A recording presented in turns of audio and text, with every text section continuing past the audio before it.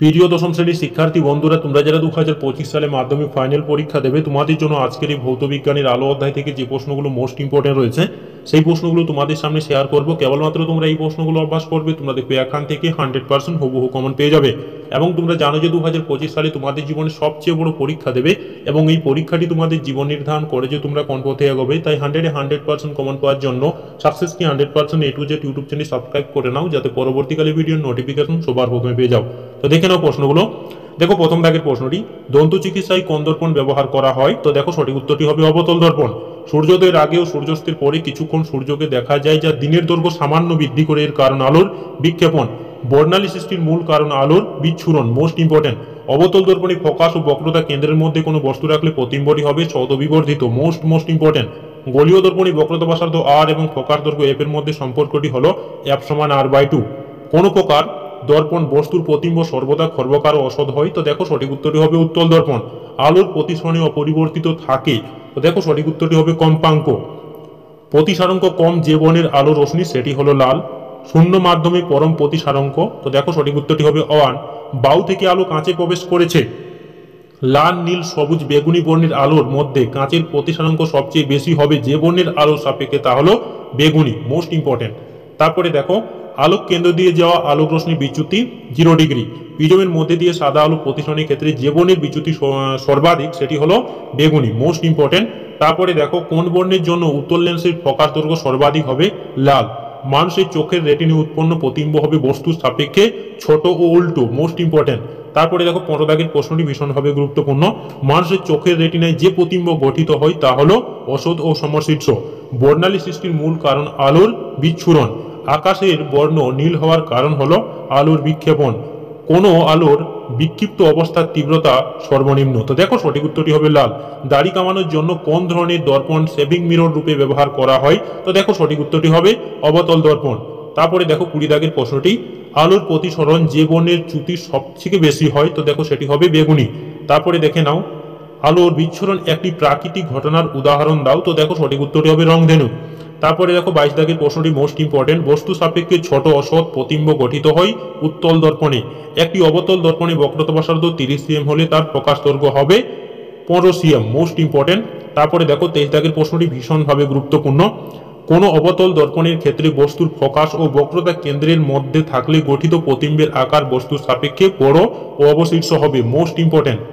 সাদা আলোর বিশুদ্ধ বর্ণালী দুটি প্রান্তিক বর্ণ। তো দেখো সঠিক উত্তরটি হবে লাল ও বেগুনি। দীর্ঘদৃষ্টি ত্রুটি দূর করার জন্য কোন লেন্স যুক্ত চশমা ব্যবহার করা হয়? তো দেখো সঠিক উত্তরটি হবে উত্তল লেন্স। তো দেখো তোমাদের এই 1 মার্কসের প্রত্যেকটি প্রশ্নই কিন্তু ভীষণভাবে গুরুত্বপূর্ণ। তোমরা এই প্রশ্নগুলো খুব সুন্দরভাবে অভ্যাস করবে, তোমরা দেখবে এখান থেকে হুবহু কমন পেয়ে যাবে। তারপরে দেখো সংক্ষিপ্ত উত্তরধর্মী প্রশ্ন, প্রতিটি প্রশ্নের মান 2। তো দেখো তোমাদের জন্য আমরা 2 মার্কস থেকে যে প্রশ্নগুলো রেখেছি, কেবলমাত্র তোমরা এই প্রশ্নগুলো যদি অভ্যাস করো তো তোমরা দেখবে এখান থেকে হুবহু কমন পেয়ে যাবে। তো দেখে নাও প্রশ্নগুলো। দেখো, আলোকের প্রতিফলন কাকে বলে? Most important. প্রতিফলনের সূত্র দুটি লেখো। Most important. সমতল দর্পণ দ্বারা গঠিত প্রতিবিম্বের দুটি বৈশিষ্ট্য উল্লেখ করো। Most important. তারপরে দেখো, অমসৃণ দেওয়ালে প্রতিবিম্ব দেখা যায় না কেন? সিনেমার পর্দা অমসৃণ করা হয় কেন? Most important. মোটর গাড়ি ভিউ ফাউন্ডারে উত্তল দর্পণ ব্যবহার করা হয় কেন? অবতল দর্পণের ক্ষেত্রে ফোকাস দূরত্ব ও বক্রতা ব্যাসার্ধের মধ্যে সম্পর্কটি নির্ণয় করো। Most important. আলোর প্রতিসরণ কাকে বলে? তারপরে দেখো 9 দাগের প্রশ্নটি, আলোর প্রতিসরণের সেলের সূত্র কোন ক্ষেত্রে প্রযোজ্য হয় না এবং কেন? কোন মাধ্যমের প্রতিসাঙ্ক কাকে বলে? গ্লাসারিনের মধ্যে কাঁচদণ্ড ডোবালে সেটিকে আর দেখা যায় না কেন? Most important. আলোর আভ্যন্তরীণ পূর্ণ প্রতিফলন কাকে বলে? আলোর অভ্যন্তরীণ পূর্ণ প্রতিফলনের শর্ত দুটি লেখো। Most important.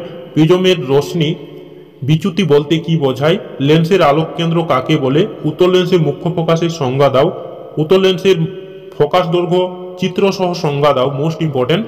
উত্তল লেন্সকে অভিসারী লেন্স বলা হয় কেন? আলোক বিচ্ছুরণ কাকে বলে?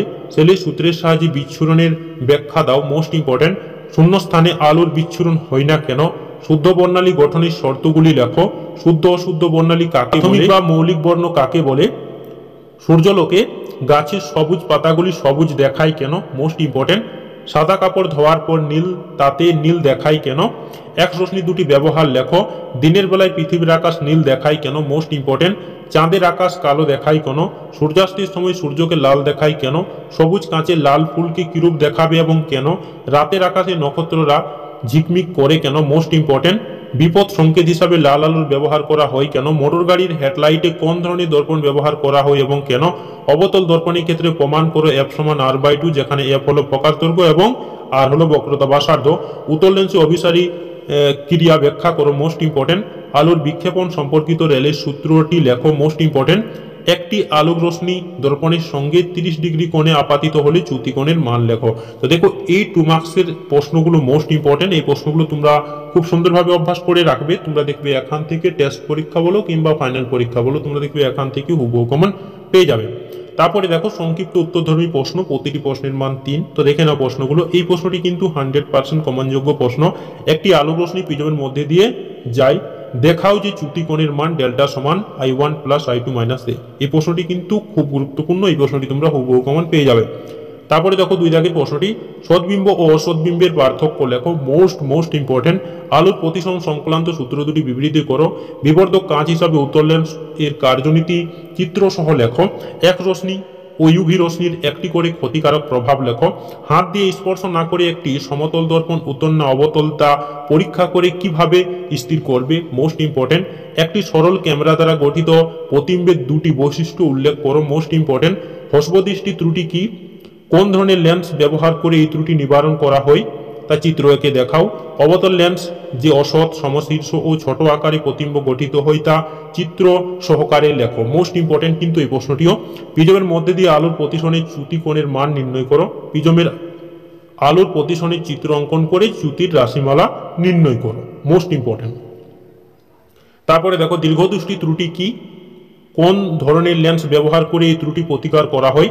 অবতল দর্পণের উপাক্ষীয় রশ্মির ক্ষেত্রে ফোকাস দৈর্ঘ্য এবং দর্পণের বক্রতা ব্যাসার্ধের মধ্যে সম্পর্কটি প্রতিষ্ঠা করো। উত্তল লেন্সের সাহায্যে কিভাবে অসৎ সমশীর্ষ ও বিবর্ধিত প্রতিবিম্ব উৎপন্ন করা যায় তা চিত্র এঁকে লেখো। এই প্রত্যেকটি প্রশ্নই কিন্তু মোস্ট ইম্পর্টেন্ট। তোমাদের এই প্রত্যেকটি প্রশ্নই কিন্তু অভ্যাস করতে হবে। তোমরা দেখবে এখান থেকে হুবহু কমন পেয়ে যাবে। এর বাইরে থেকে তোমাদের অন্য কোনো প্রশ্ন অভ্যাস করতে হবে না, এতটা কিন্তু গ্যারান্টি দিয়ে বলতে পারি। তারপরে দেখো ঘনমাধ্যম থেকে লঘু মাধ্যমে আলোর রশ্মি প্রতিসনে চিত্র অঙ্কন করো এবং কণিক চ্যুতি নির্ণয় করো। একটি সমবাহু প্রিজমের এক পৃষ্ঠে একটি আলোক রশ্মি 30 ডিগ্রি আপাতন কোণে এসে পড়লো এবং অপর পৃষ্ঠ থেকে 50 ডিগ্রি নির্গমন কোণে নির্গত হলো। এর ফলে আলোক রশ্মির চ্যুতিকোণ কত হবে? Most important. তারপরে দেখো বাহু সাপেক্ষে কোন মাধ্যমের প্রতিসারাঙ্ক √2। বাহুতে আলোর রশ্মি আপাতন কোণ 45 ডিগ্রি হলে প্রতিসনের ক্ষেত্রে ওই রশ্মির চ্যুতিকোণ কত হবে নির্ণয় করো। মোস্ট ইম্পর্টেন্ট কিন্তু প্রত্যেকটি প্রশ্নই। তারপরে দেখো বস্তুর অবস্থান উত্তল লেন্সের আলোক কেন্দ্র এবং ফোকাস বিন্দুর মধ্যে হলে প্রতিবিম্বের অবস্থান কোথায় হবে চিত্র সহ দেখাও। এক্ষেত্রে প্রতিবিম্বের প্রকৃতি কিরূপ হবে? তো দেখো এই প্রশ্নগুলো মোস্ট ইম্পর্টেন্ট ছিল। এই প্রশ্নগুলো তোমরা খুব সুন্দরভাবে অভ্যাস করবে। তোমরা দেখবে এখান থেকে হুবহু কমন পেয়ে যাবে। তারপরে দেখে নাও কয়েকটি গাণিতিক প্রশ্ন রয়েছে, তো এই প্রশ্নগুলো একটু দেখে নাও। একটি উত্তল ও অবতল দর্পণে ফোকাস দূরত্ব 10 cm হলে তার বক্রতা ব্যাসার্ধ কত? Most important. তারপরে দেখো একটি আলোক রশ্মি দর্পণের সঙ্গে 30 ডিগ্রি কোণে আপাতিত হচ্ছে, প্রতিফলন ও চ্যুতিকোণের মান নির্ণয় করো। Most important. কোন উত্তল লেন্সে বস্তুর দূরত্ব 30 cm ও প্রতিবিম্বের দূরত্ব 60 cm হলে রৈখিক বিবর্ধনের মান কত? Most important. তারপরে দেখো একটি উত্তল লেন্স থেকে 20 cm দূরে একটি বস্তু রাখার ফলে উৎপন্ন প্রতিবিম্বের লেন্সের কোন দিকেই পাওয়া গেল না, ওই লেন্সের ফোকাস দূরত্ব কত? Most important. একটি বস্তুর দৈর্ঘ্য 5 cm, এটিকে উত্তল লেন্সের সামনে 2 cm দূরে রেখে 10 cm দৈর্ঘ্যের প্রতিবিম্ব পাওয়া গেল, রৈখিক বিবর্ধন ও প্রতিবিম্বের দূরত্ব কত? দেখো এখানে অ্যান্সারটা করা হয়েছে 2.4 cm। তারপরে দেখো আরেকটি প্রশ্ন রয়েছে, জল ও কাঁচের প্রতিসাঙ্ক যথাক্রমে 1/2 ও 4/3 হলে কাঁচ সাপেক্ষে জলের প্রতিসাঙ্ক কত? বায়ুতে আলোর বেগ 3 × 10⁸ মিটার/সেকেন্ড হলে কাঁচ সাপেক্ষে আলোর বেগ কত? তো দেখো এখানে অ্যান্সারটা করা হয়েছে। তো তোমরা এই প্রশ্নগুলো খুব সুন্দরভাবে অভ্যাস করবে। তোমরা দেখবে এখান থেকে হুবহু কমন পেয়ে যাবে এবং এর বাইরে থেকে তোমাদের অন্য কোনো প্রশ্ন অভ্যাস করতে হবে না, এতটা কিন্তু গ্যারান্টি দিয়ে বলতে পারি। তোমরা এখান থেকেই হুবহু কমন পেয়ে যাবে। তো ভিডিওটি যদি তোমাদের ভালো লেগে থাকে তাহলে চ্যানেলটাকে নিশ্চয়ই সাবস্ক্রাইব করে দেবে এবং লাইক করতে নিশ্চয়ই ভুলবে না। ধন্যবাদ।